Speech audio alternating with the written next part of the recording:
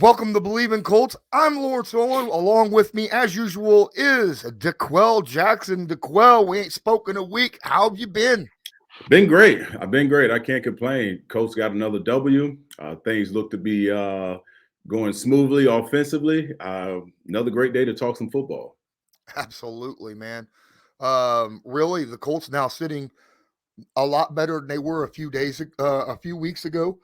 With two wins in a row against the Jets and the Jaguars, they're now sitting at 500 and only a half a game out of that wild card spot Mm-hmm. sitting there. They've got some games that are must wins coming up, though, on their schedule that are sitting ahead of them right now Yes. in the AFC wild card or in the playoff race, along with the very next game, the Buffalo Bills. And then, of course, we got the Raiders and New England that the Indianapolis Colts will have to Right. face as well in the future. Those are going to be big time games. We'll get into those when it's time to get to them. But so, did you hear about this fight that's now out? Uh, Mm-hmm. Former teammate of yours, Frank Oh, Gore. yes, yes, Frank yes, Gore yes, is fighting yes. the NBA guard, ex NBA guard Darren Williams. I have it marked on my calendar.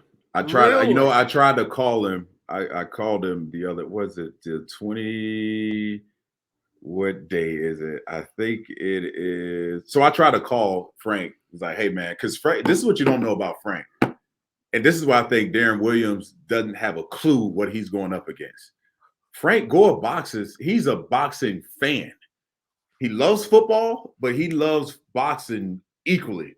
And in the offseason, he trains with a trainer boxing.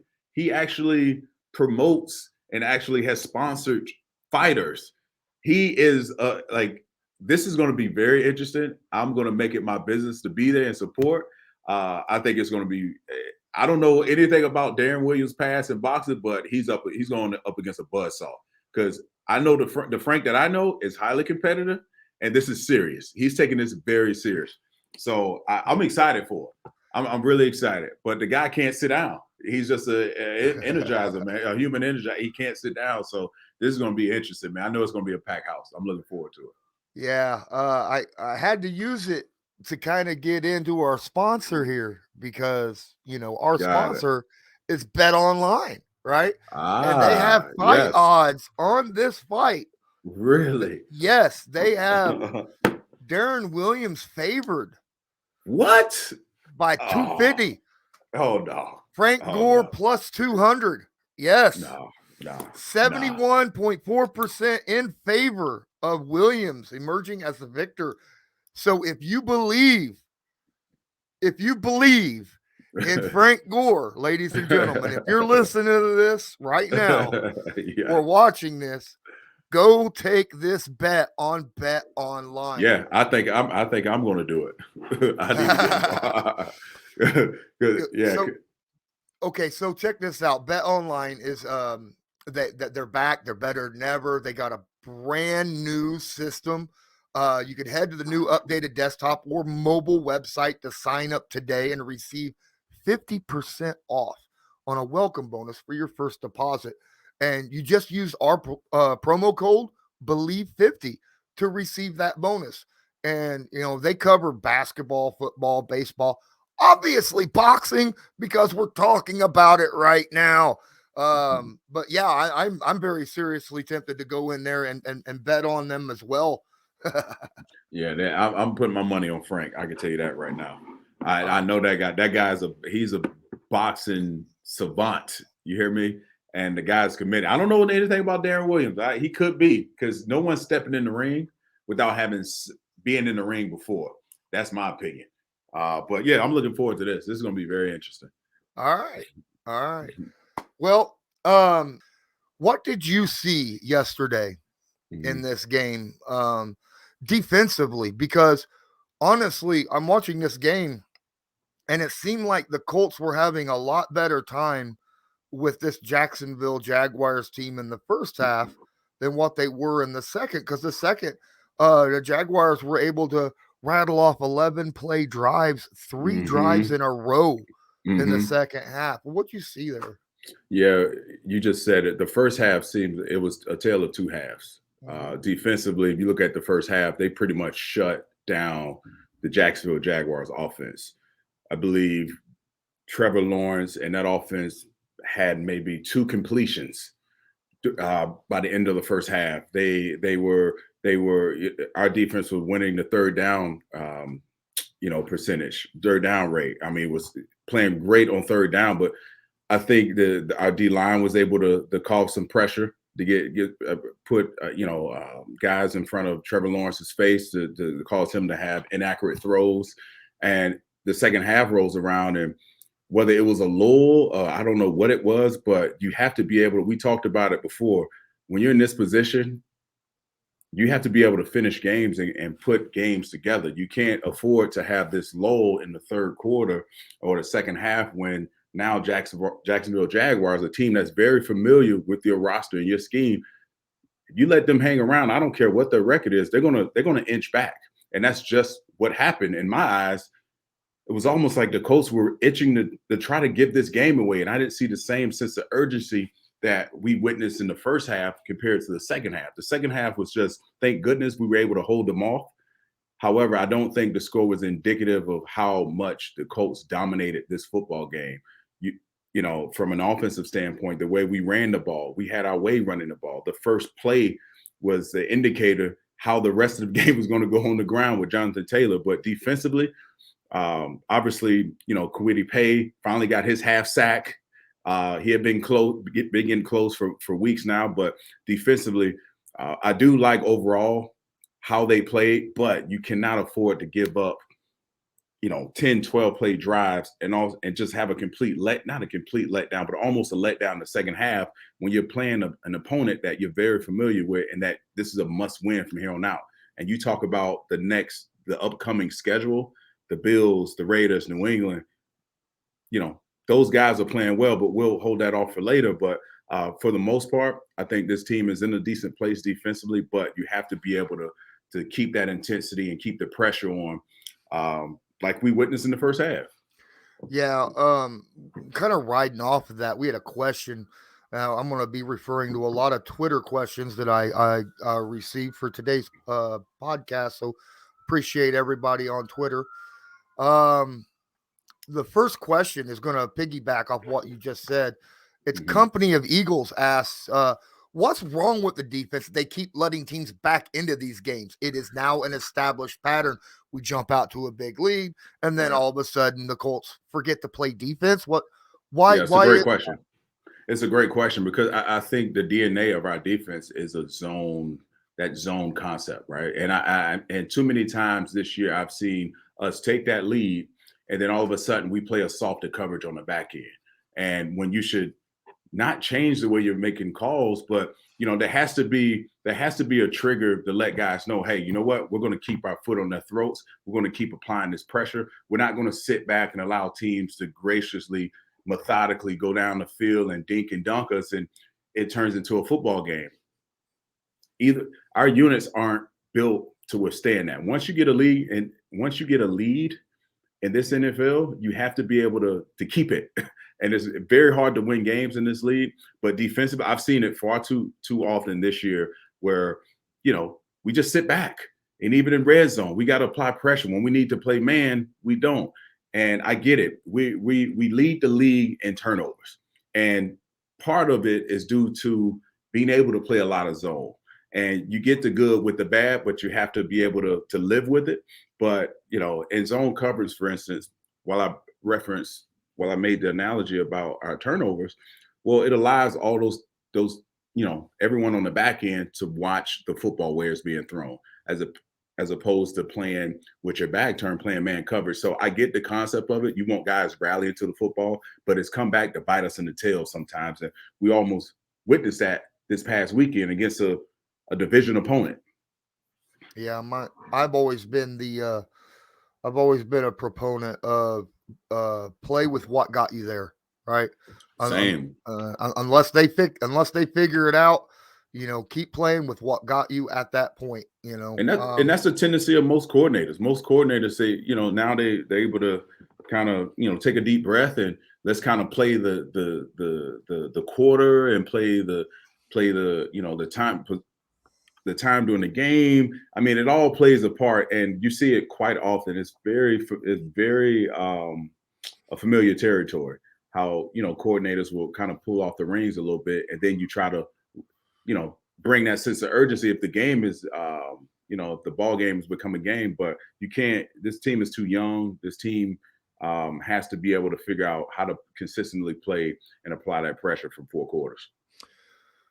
We got another question, a bunch of them about yesterday's game, believe it or not. Good. Colts quarterback Andrew Wentz, apparently.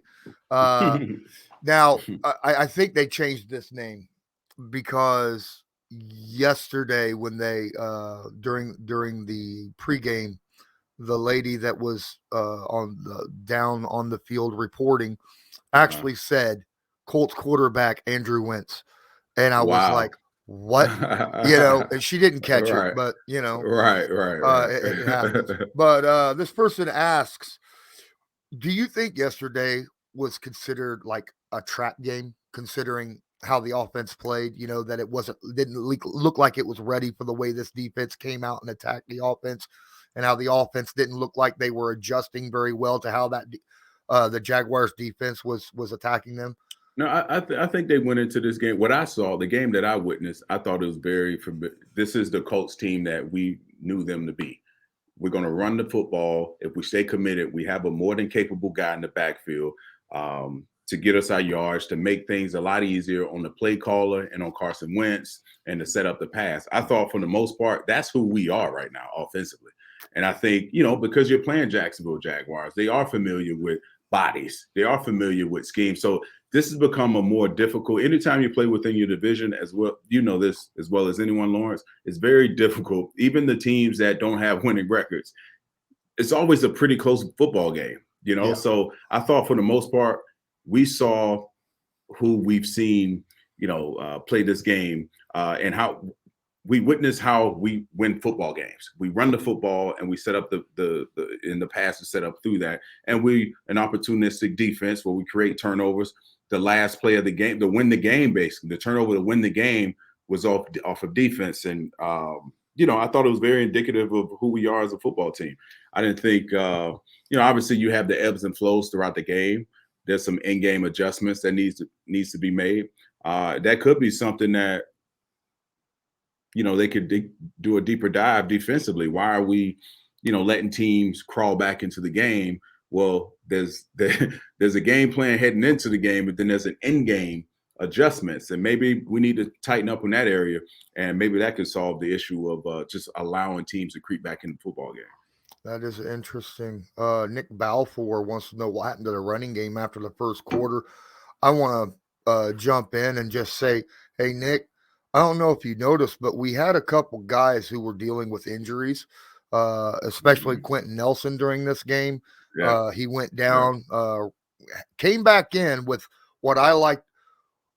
I from looking at the rap he had, it looked like. Did you ever watch? What was that? Ghostbusters, the original Ghostbusters, right? And the Stay Puft Marshmallow Man. It looked like the Stay Puft Marshmallow Man's arm was wrapped around his foot and ankle. All right. Yeah. That's how big and poofed and that kind of wrap that was around there. It wasn't just tape. It was some kind of a wrap. They created some sort of barrier and some sort of device or whatever it is I don't know what the heck it was, but it was something I've never seen before. And I know those trainers over there, whatever, if you want to play and you're healthy enough to play, they're going to make it their business and create whatever they can, some sort of foam wrapper to get him to play. But I thought it showed his character, man. Like the guy is committed to playing for this team. And I know he's had a rough start. He didn't have a really solid game yesterday due to some injuries, but I thought the run game was decent. I thought the run game at times when we needed it, it showed up. It definitely showed up. And my hat goes off to this O-line. They've been banged up. They've been banged up all year. There's been musical chairs at times, but for the most part, Carson Wentz is playing. You have those erratic throws every now and again, and I'll say it again, 20 to 30 throws for him, man, is in his wheelhouse. And if you can run the ball and anything past that, I know threw the ball 34 times, but it just doesn't, it's mind blowing. It's mind blowing to see him make just boneheaded throws like that. It's just a head scratcher. I don't understand it. And when he does it, I know I'm jumping off conversation here, but when he does it, it's like there's no reason to do it. Take the sack. You're up 17-6. There's no point. There's no reason to try to underhand and throw the ball with your left hand. It just doesn't make any sense to me. It really doesn't. I assume you're talking about that shuffle pass to Jonathan Yes. Taylor. Yeah. Oh my goodness, that was. You just hold your breath. It's like, oh no, here we go again. He caught it and then gets cremated by the defensive lineman right behind him. Yes. But Wentz said he thought that Taylor was wide open, and he technically was at the time, but the defensive lineman was able to see because it took so long for Wentz to switch the ball to his hand and then kind of shot put it out to him, that it gave the defense plenty of time to close in there. Yeah, it's just it's a little worrisome. He seems to do that about once a game. Yeah, it's just no need to. You have the momentum. There's no need. You're up 17-6 at the time, and a guy's hanging on to you, a defensive lineman. Take the sack. Live to see another day. But that's just me. Yep. Brad Clemens says, do you think that the offensive play calling got complacent after the 17-0 lead? It was kind of, that 17-point lead was sort of misleading. You get a block punt. Every team goes into a game with a 15 or 20 play script. And I think things got a little rocky. Things got a little tilted. When you score on defense, you don't anticipate that. And now you're trying to, work on the things that you talked about all week offensively. This is what we're going to do. But then, things happen. It goes back to the point we just made, in-game adjustments, being able to adjust on the fly and still not abandon your game plan going into the game. So, I mean, we can nitpick if we want, but I think the game changes. You have to call the game based on the game, based on where you are in the game. And I think we ran the ball for the most part. We didn't need to, take chances down the field. We can run our bread and butter plays, something that all the guys are familiar with. And guess what? When you run the football, it makes things a lot easier to throw the football down the field. And I thought we did okay in that area. Yeah. The only issue is things change throughout the game, right? Like you're talking about the ebb and flow of the game. And when sometimes when you run the football, and the Colts want to run the football. I mean, when you got a Jonathan Taylor and an offensive line that they have, they want to run the football. And the other team knows that you want to run the football too. So occasionally they're going to get defensive guys in the backfield, because they get paid too. Like you, that's one of your favorite words that you like saying. Everybody on that field gets paid to play this game. And sometimes they're going to make plays as well. And when that happens, and then again, when penalties are called and you get a stop and then you get a holding call, and next thing you know, it's second down and 20 or something like that, and that puts you in a really, really tough spot. And we've seen that a lot in the second half. So, I mean, there was times where, again, they're drive stallers. There was a point in the game where Jonathan Taylor, he escaped for 32 some odd yards, and Reed gets a questionable holding call, which I thought it was. And some of those things kind of happen, but it isn't a pretty game when you're committed to running the football. And a part of it is imposing your will on the other team. And sometimes it's not going to be pretty, but it's all about the wear and tear.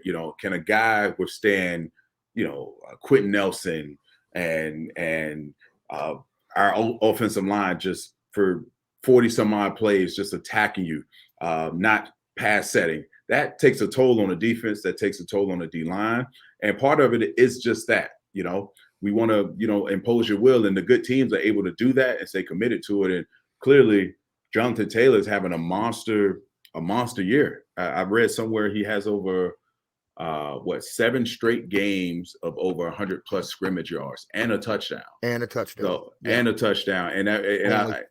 Only 4 players in NFL history have done that. Yeah, it's amazing. And only one has done it in the history of the Colts organization. Yeah. So the guys playing. So if we know that, that's going to be the formula moving forward. And then we're able to, on third down, we hit Michael Pittman Jr., who's been a surprise this year. You get T.Y. Hilton back. He was, what to be expected. He hadn't really played a whole lot. He's coming off a concussion, but he was able, we're getting some guys back. But I think the Colts are in a good place. But, this next, the next 4 weeks of their schedule is going to be testing. They're going to be tested, and it's going to show us a lot of who this football team is. I'm going to back this up just a little bit because you just said something right at the beginning of this that kind of catches me a little. You're a defensive player, DeQuell, and you said that the holding call on Chris Reed was questionable. Yeah, I thought it was questionable. I thought it was, because you see that move all the time where defensive linemen, he gets wrong and he got cut off. And I thought it wasn't egregious. That's the only reason I'm saying it wasn't egregious, because you can call holding, that's holding. You hold play until you get caught, right? Yeah. So I didn't think it was, it was just a bad time flag, and I didn't think it was egregious enough to warrant a penalty at that point. But yeah, you're right. I used to butter up the refs when I played. I knew who was the back judge. I knew who was watching my position, who was watching the offensive lineman. So, I would definitely get to know those guys and just, if you don't talk crap to the refs and you show some interest, they'll give you a call or two. They may tell you to go to hell, but they may give you a call or two. Oh, I got to get your opinion on something, DeQuell. Cassius Marsh. Did you see that? No, which player? Okay, the Chicago Bears guy who walked like 3 steps. Oh, yes. And then later on, when he walked by the ref, and the ref was like, "Hip, yeah."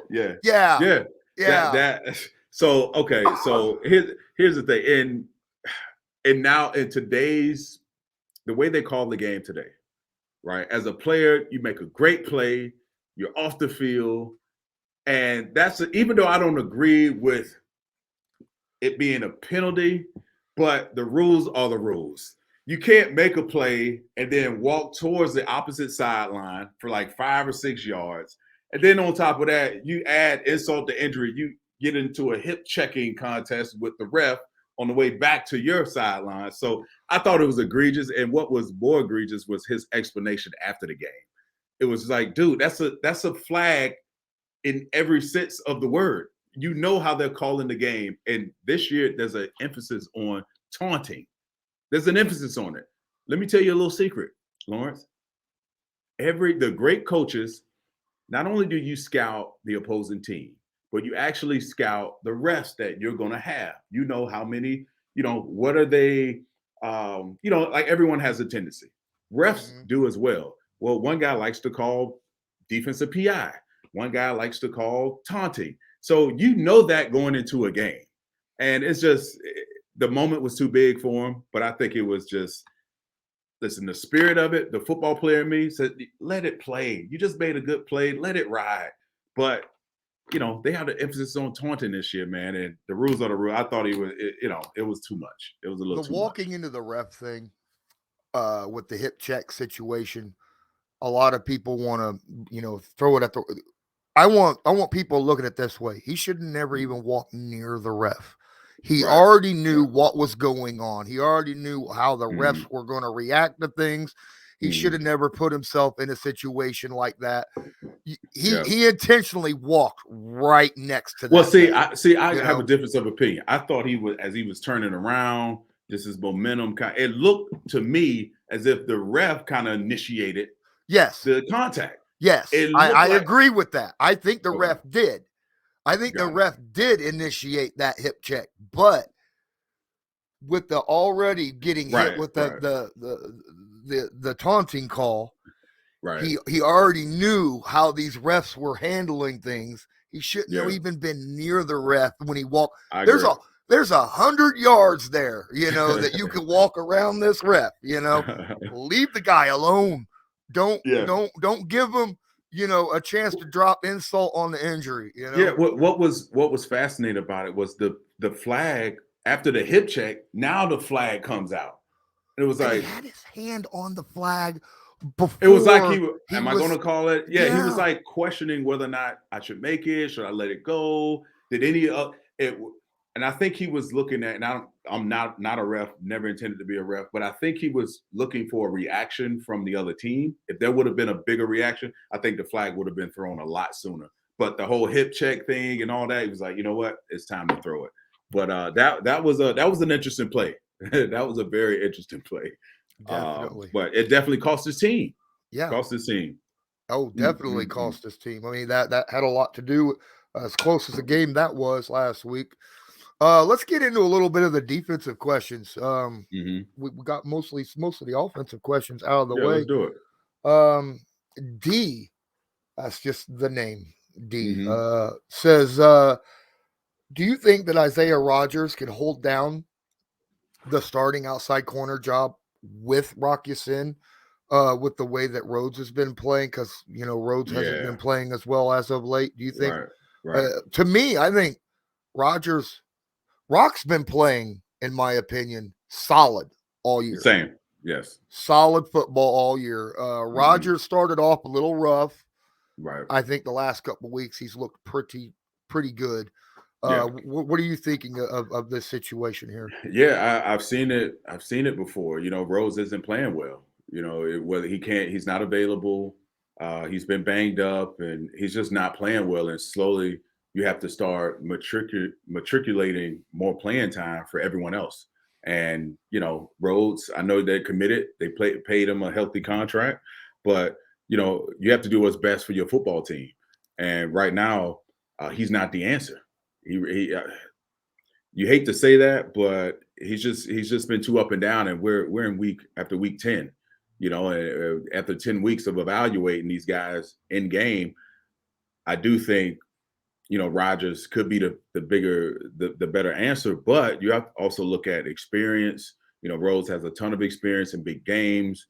He could be going through a tough patch right now. We don't know what else he's dealing with, but if you can get him playing an ounce of who they thought he could be and how he could contribute to this team, if the Colts are able to win off a few of these games coming up and able to squeak into the playoffs, he's going to be I think Rhodes could be a huge bonus because he's played in so many meaningful games throughout his career. But that to me is a touch and go situation. You have to evaluate where he is. You have to make sure, Rhodes is mentally capable of dealing with that, because there's been guys, Lawrence, in the league, if you mess with their playing time, if you start to go down that route, they're checked out. They're completely checked out. And a lot of guys can't sit back and watch another guy, get all the shine. Selfishly, it could be problematic if you don't have a guy running that room that can control that room. Because when you start playing with start doing those type of things, it could really be a catalyst. It can really set your room back from a defensive standpoint in the secondary. Man, that just seems like it's counterproductive, in my opinion. If it's putting you back, that's going to keep you off the field even more. Right. Especially on Eberflus's defense, where he keeps track of loafs. Keeps track of in practice and games. So and it's all attitude, right? It's all if loafs are attitude, something you can't teach. It's all if you want to. It's all want to. So this is a situation where if that's the case, then your leaders on the defense need to have a grown man conversation. Either with Rhodes into the front office or the Eberflus, like, hey, you know what? I don't think this is working out. And all the guys feel, it could go either way. It could go either way. But I've been in situations like that before where, I've told guys, like, listen, we're out here busting our tails And if you don't want to play, then you're not helping us. You're not helping yourself. So not to say that that's the situation with Rose, but he just hadn't been playing well. Yeah. It is what it is. I mean, he went through that same Yeah. situation 2 years ago. It's why he was let go from the Right. Vikings. Indie Sports Fan 65 asks, what did the defense do differently this game than the week before against the Jets? And is it sustainable? And I want to say, first and foremost, Mm-hmm. that Jacksonville offense did not look good. It wasn't just the defense playing well. Right. That Jacksonville offense was really bad. Lawrence was overthrowing people, throwing off target all over the place. Right. Now, some of that came from some pressure. I will give the Colts defensive front a little bit of credit there, but those are throws a lot of times that a starting quarterback, especially a franchise quarterback, is supposed to make. Yeah, and I'll add another, stat to that. Well, you look at Trevor Lawrence's completion percentage for the year. He's completing just over 50% of his passes. If that's not the bottom, it's near the bottom of 32. He's ranked 30 out of 32 teams in QBR rating or completion percentage. And, to your point, yeah, the Colts made it difficult for him. But, again, things could be a bit misleading when you're playing against a team that's really bad on third down, that, basically have 41 incompletions on third down, the most in the league. They're ranked towards the bottom in third down conversion. So you knew all this going into the game. And, it was still, again, early on, defense played pretty well. Second half, that lull happens or something happens where we stop, playing pressure football. But at times, so towards the end of the game, when they needed to, we brought some pressure. But again, I know we're going to talk about it here shortly, but the true test is going to be these upcoming weeks. Oh yeah, definitely. Speaking of defense and pressure, the past 2 weeks, we've seen a couple names pop up a little bit more than what we have as of recently. Kwity Paye is starting to get to the quarterback finally. Yeah. He's not necessarily getting a bunch of sacks, but he's getting those pressures. He did get himself a half a sack with DeForest Buckner in this game. And there was another guy who got himself a little something in this game. And I'm going to be frank here because you and I said Dayo Odeyingbo probably won't get a lot of playing time early on. Yeah. And he's been getting more playing time than I've expected. And he's at times showing up and making plays on the defense. Yeah, well, that's what you want. I mean, listen, we don't have that one guy who can just dominate and take over a game. So a lot of sacks from the defense end has to be manufactured, either through the secondary, through linebackers, and now, you have some guy you mentioned, Kwity Paye. It all starts with getting back there first, getting close, and you try to figure out a way to, okay, let's bring this thing home. Let's get the guys down on the ground. But I think this happens when you win games. Guys start to show up. It to me, the true test, and I always say this: let's see if you can string it together. Let's build off of it. You can't just show flashes, but let's build. Let's get better. So that's what I would probably be looking at for the most part. And I know Kwity Paye, he was in and out of the lineup during the course of the game because he had a setback.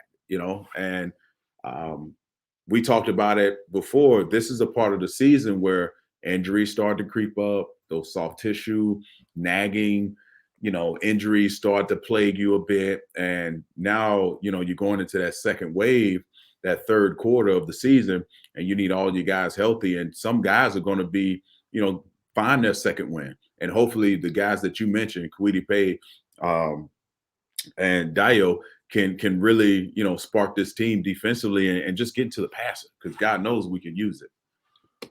Oh, no kidding. We're going to need all the help we could get.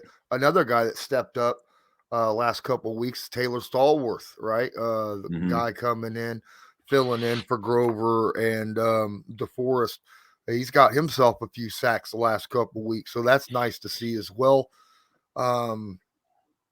We need as much help as we can. Like, depth is so important on that defensive line, because the way Eberflus wants to do things is he wants to keep guys in and out, moving them around, keeping them fresh, so that we don't have another situation like what we had against Baltimore when we're up 19-0 basically, and our defense is too tired to keep up with anybody in the fourth quarter, and then we end up losing the game. Right. That's just it. You're going to need all your guys like extremely healthy and not overworked throughout the course of the year, throughout the course of practice that leads to the game. Because early on, that was the problem early on in the season. These guys we had such high expectations for this defense, and we just weren't seeing it. And for whatever reason, whether offense wasn't scoring, obviously injuries played a huge factor into that. But once your defense is gassed, it's hard to as the season progresses, it's hard to get those legs back. And again, this is the part of the season where things like that happen. So if you can come up with a big play, whether there was an opportunity, I believe there was opportunity for maybe two picks during that game. All these things are going to matter. Sacks are going to matter. Get your team off the field. When I played the game, Lawrence, that was a conversation with other veterans. Like, hey man, let's make a play so we can go sit our ass down on the bench. Because we understood this is going to be the long haul. We got to play into the postseason. If we can get a rest by doing what we had to do on the third down, hell, I was pissed when they converted on third down. And that's the attitude these guys got to have. Again, it's going to come from everyone. It's got to come from everyone. Everyone has to contribute. And you hit a home run when you said depth matters right now for this football team. Absolutely.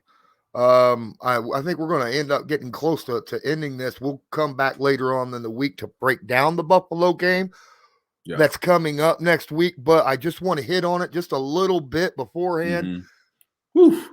My goodness, that's going to be a scary game. You think about Jacksonville, the team we just beat.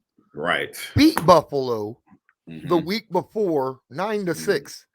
But then they had a bounce back game against the team that we played the week before, the Jets, and beat them pretty much the same way we beat them that week. That was 45-17, and Josh Allen came out swinging in this game. And we talked about Xavier Rhodes and Rodgers. Well, they have a guy in Buffalo named Diggs, and he had a monster game last week. So we're definitely going to have our work cut out in that space. However, I do think this defense will come to play. I do think, this is going to be the true test. I don't know what I think yet, because we've beaten the teams recently that we're supposed to beat, and we beat them how we thought, the game would pretty much go. This is the true test now of what is your team like right now? Can they bounce back? We don't know. So that's going to be very interesting to dive into that and see, different matchups and what's going on between these two teams. Yeah, we got to remember the Colts are 5-5 and have yet to beat a team that has more than 3 wins. Right. Yes. So right. We gotta step up and do something. And this will be that time. This is the time, man. Yes. As usual, Believe in Colts is brought to you by Bet Online, and I think that we're going to end it for today and come back later this week to discuss the Bills-Colts game. Man, I appreciate you so much spending this time with me today. Is there any final words you want to say before we get out of here? No, not much, man. The weather's changing here in DC. It's cold as hell outside, but all I can say is stay warm, as warm as you can, because it is flu season, and try to stay healthy. That's all I got. Definitely. It just snowed here yesterday for the first time, and it stuck. So, all right. Well, thanks everybody for watching. Please don't forget to hit the like button. Share this stream or the podcast. Make sure you download it. Check us out on YouTube. Check us out wherever you listen to podcasts. And until next time, I'm Lawrence Owen. That's DeQuell Jackson. And as usual, Go Colts.